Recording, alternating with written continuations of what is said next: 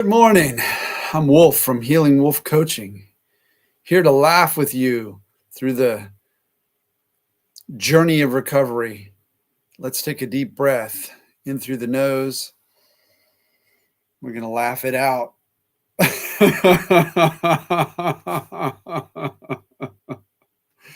Laughter is so powerful.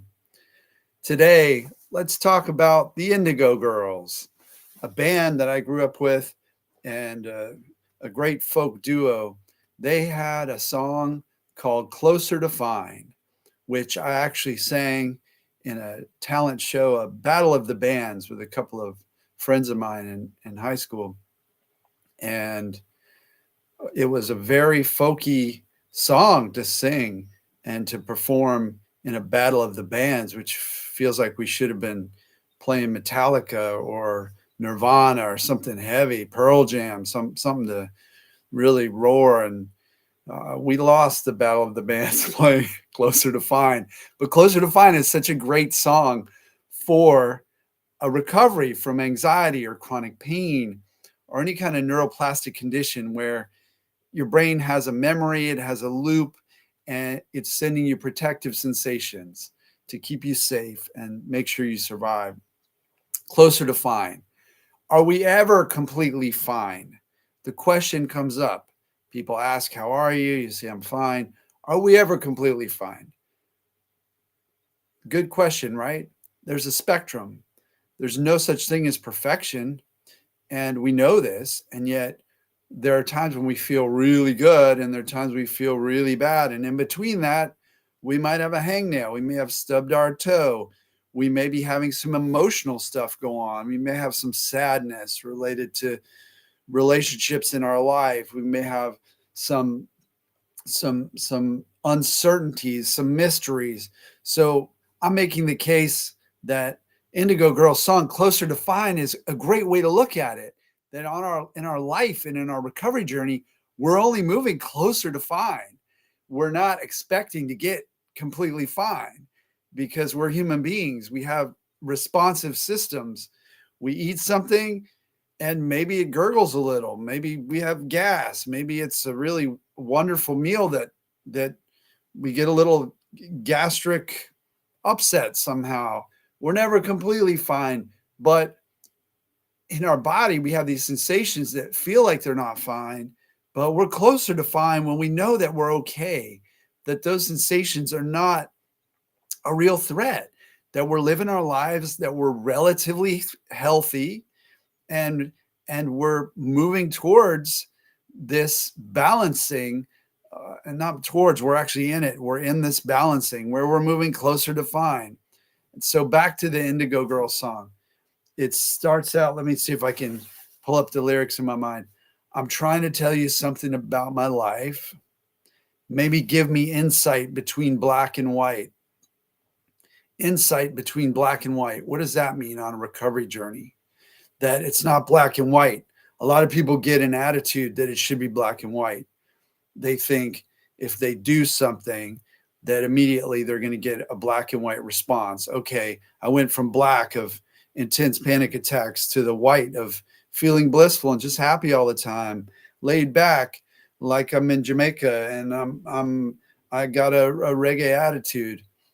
I have found in my own life and with clients, friends, that black and white thinking is not helpful. It's actually destructive because life doesn't come at us that way. There's rarely a case where you can find a person, place, thing, event that's completely evil, that's completely black and white. I mean, black and white could even be like the white could be white people in white robes, completely evil. The black could be complete blackout in isolation. So even black and white themselves can be interchanged. But let's look for the gray. Let's look for the path forward, the middle path, as Buddha said, where everything isn't completely bad. Everything isn't completely good. We have that yin yang as well, where you have the black and the white swirl. And then there's a little white dot in the black. There's a little black dot in the white. So looking at things that way is more relaxing for our minds and better for our recovery. Because if we can see things on a gray scale, on a non-dualistic scale, then we're less likely to get agitated. It's a way of seeing the world and seeing our recovery that, yes, we may have this up and then down and then up and then down and then up, and not judging as we go. The black and white mind is judgmental. It's always judging every situation. And that judgmental attitude will often turn to negativity, which feeds into pain, trauma, insomnia, all that kind of stuff. Makes us have more anxiety if we believe black and white. No, it's a grayscale. If as anxiety is fading out over time, you might get some episodes where you go and do something and it's kind of gray. Other times it might be completely black or completely white. You think it is, but in reality, there's probably some part of your body that's feeling relatively safe, relatively okay. That's why in my somatic practices, I will actually have you locate the parts of your body where you're feeling good, where you're feeling all right, even if you have extreme pain or even if you have extreme anxiety. There are parts of your body, there are parts of your sensory experience that actually feel good. So that's the Indigo Girls line. Give me insight between black and white, that there's a pleasurable spot right here, even if there's a painful spot over there, or there's a calm right here, even if there's anxiety right here, or even if my heart is racing, my feet feel pretty solid on the ground.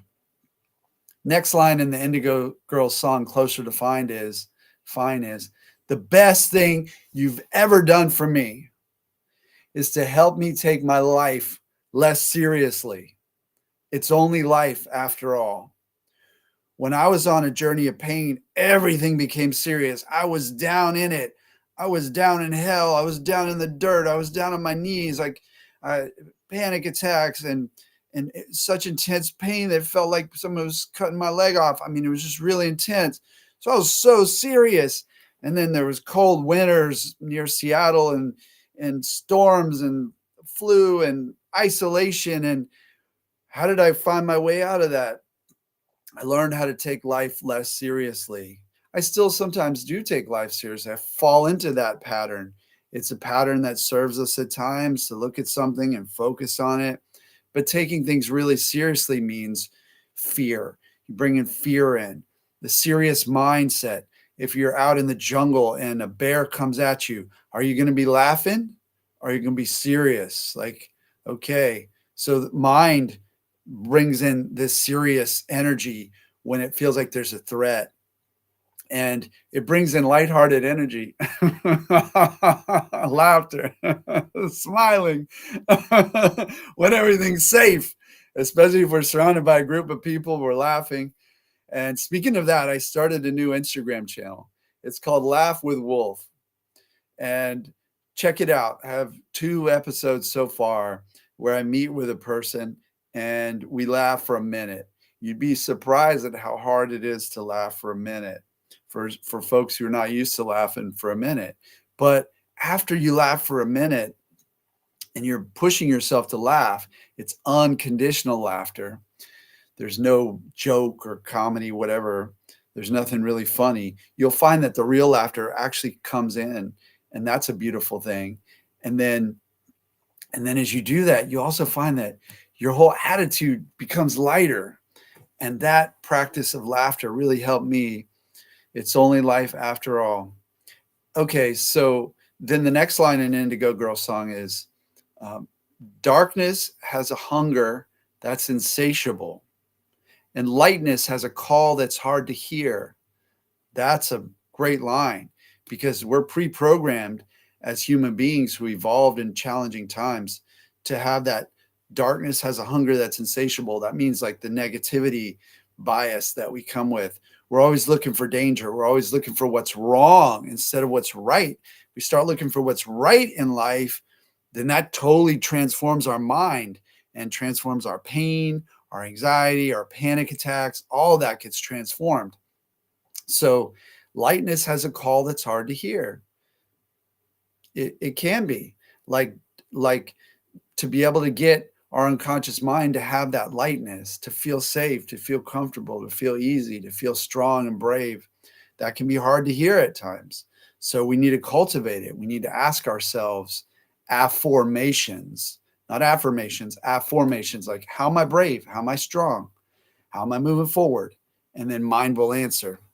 So next line in that song, Closer to Find by the Indigo Girls, is, I wrap my fear around me like a blanket. Wow. Isn't that amazing? You wrap the fear around you like a blanket.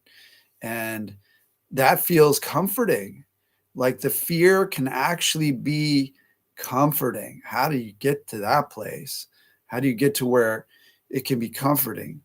Well, it gets comforting when you realize that it's your own mind, your unconscious mind protecting you.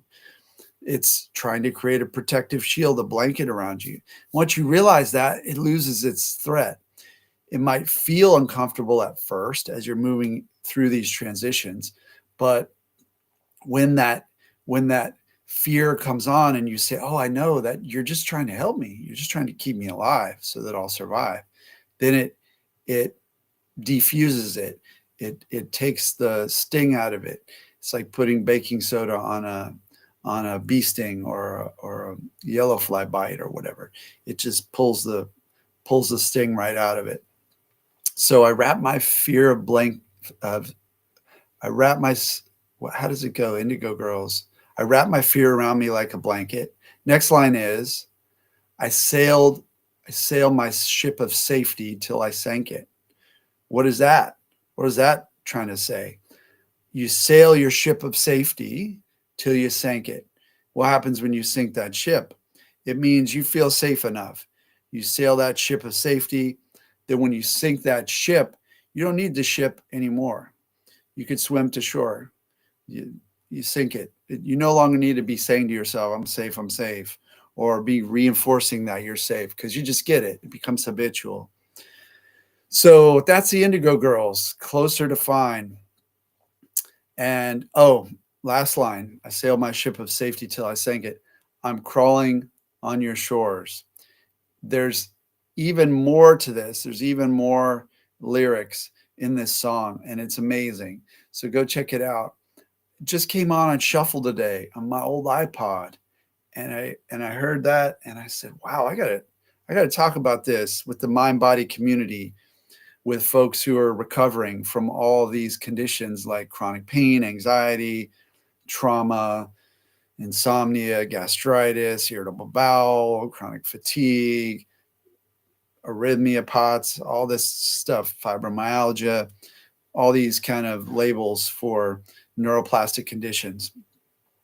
So let's use the analysis of this song to move ourselves closer to Find. Let me know in the comments how you are moving closer to Find and how I can help you move closer to Find.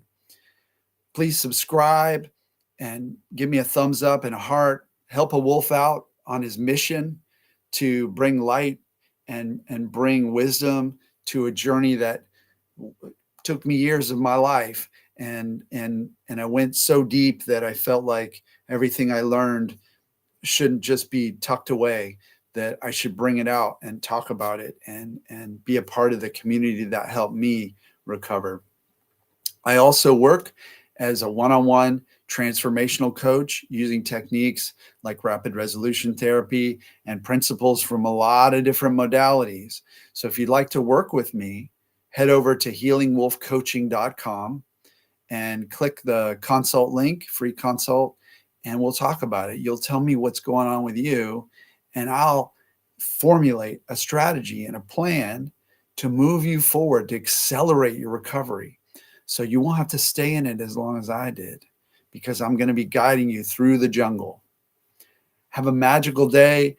Go listen to that song, Indigo Girls, Closer to Find. I hope you enjoy it, and I hope you have a wonderful week. I'll see you again